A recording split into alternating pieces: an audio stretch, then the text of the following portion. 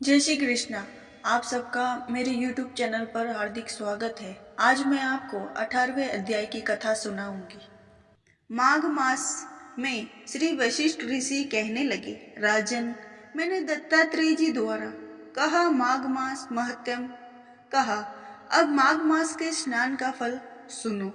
माघ मास स्नान सब व्रतों का और तपों का फल देने वाला है। माघ मास स्नान करने वाले स्वयं तो स्वर्ग में जाते ही हैं, किंतु उनके माता और पिता दोनों के कुलों को भी स्वर्ग प्राप्त होता है। माघ मास में स्नान करने वाले दुराचारी और कुकर्मी मनुष्य भी पापों से मुक्त हो जाते हैं और इस मास में हरि का पूजन करने वाले पाप समुदाय से छूटकर भगवान के शरीर वाले हो जाते हैं। यदि कोई आलस से भी माघ में स्नान करते हैं, उसके भी सब पाप नष्ट हो जाते हैं। जैसे गंधर्व कन्याएं राजा के श्राप से भयंकर कल भोगती हुई लोमस ऋषि के वचन से माघ मास में स्नान करने से पापों से छूट गई। यह वार्ता सुनकर राजा दिलीप विनय से पूछने लगे कि गुरुदेव, ये कन्याएं किसकी थी? उनको यह श्राप कब और कैसे मिला? उनके नाम क्या थे? ऋषि की कृपा से कैसे श्राप मुक्त हुई और उन्होंने किस स्थान पर माघ स्नान किया? आप विस्तार पूर्वक सब कथा कहिए। वशिष्ठ जी कहने लगे, हे राजा, जैसे अरणि से स्वयं अग्नि उत्पन्न होती है, वैसे ही यह कथा धर्म और सनातन उत्पन्न करती है। हे राजन, सुख संगीत नामक गंधर्व की कन्या का नाम विमोहिनी था। सुशीला तथा स्वर वेदी की शुभंबरा, चंद्रकांता की सुतारा तथा सुप्रभा की कन्या चंद्रिका की ये पांच सब समान आयु वाली तथा चंद्रमा की जैसी कांति वाली और सुंदर थी। जैसे रात्रि को पुष्प चंद्रमा शोभायन होता है, वैसे ही कलियों के समान खिली हुई ये अप्सराएं थी। ऊंचे पयोदर वाली पदानी वैशाख मास की कामिनी, यौवन दिखाती हुई 3 पत्तों वाली लता के सुदर्श गोरे रंग, सोने के सुदर्श चमकती हुई और सोने के अलंकारों से सुशोभित सुंदर वस्त्र धारण करे हुए, अनेक प्रकार के गाने और वीणा अन्यथा बांसुरी तथा दूसरे बाजे बजाने में प्रवीण और ताल स्वर तथा नृत्य कला में निपुण थी। इस प्रकार वे कन्याएं क्रीड़ा करती हुई कुबेर के स्थान में विचरती थी। एक समय कौतुकवश माघ मास में एक वन से दूसरे वन में विचरती हुई मंदिर के पुष्प तोड़कर सरोवर पर गौरी पूजा के लिए गई।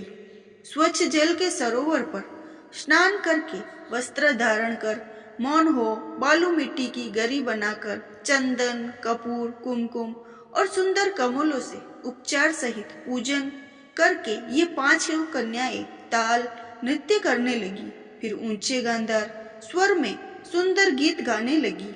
ये कन्याएं गाने और नाचने में लीन थी। तोड़ अचोद नामक उत्तम तीर्थ में वेदनिधि नाम के मुनि के पुत्र अग्नि ऋषि स्नान को गए।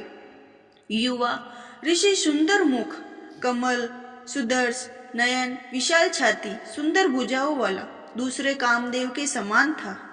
शिखा सहित दंड लिए, मृग चर्म ओढ़े, यज्ञोपवीत धारण किए हुए था।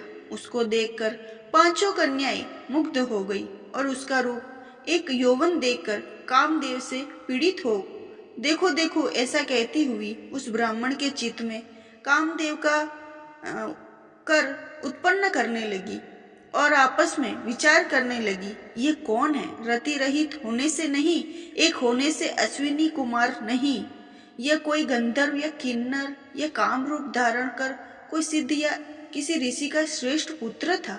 मनुष्य है, कोई भी हो, ब्रह्मा जी ने इसको हमारे लिए बनाया है। जैसे पूर्व कर्म में प्रभाव से संपत्ति प्राप्त होती है, वैसे ही गौरी जी ने हम कुमारियों के लिए श्रेष्ठ वर दिया है और आपस सबका पुत्र मैं यहाँ तुम्हारा वर है या मेरा, अथवा ऐसे कहने लगी। जिस समय उस ऋषि ने अपनी मध्याह्न की क्रिया करके ऐसे वचन सुने तो वह सोचने लगा कि यह तो बड़ी उत्पन्न हो गई। ब्रह्मा, विष्णु, महेश आदि देवता तथा बड़े योगीश्वर भी स्त्रियों में ब्रह्म जाल में मोहित हो गए थे। इनके तीक्ष्ण बाणों से किसका मन रूपी हिरण घायल नहीं हो सकता। जब तक नीति और बुद्धि रहती है तब तक पाप से भय रहता है, जब तक तप की गंभीरता रहती है यम विधि का पालन रहता है। माघ मास महत्तम होता है तब तक मनुष्य स्त्रियों के बाणों से विदा नहीं होता।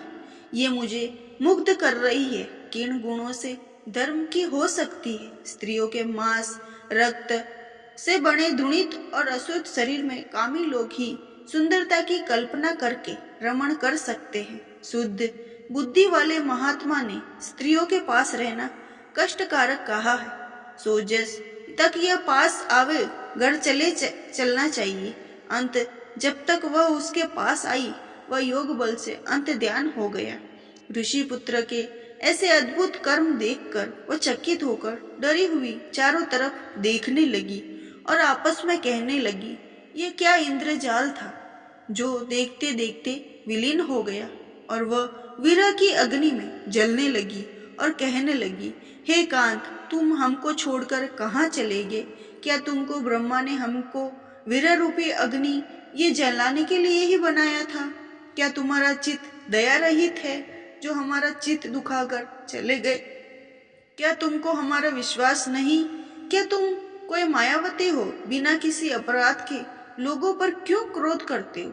हे हरदेश्वर, तुम्हारे बिना हम नहीं जीवेंगे।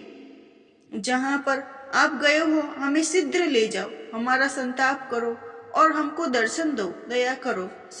सज्जन लोग किसी का नाश नहीं देखते।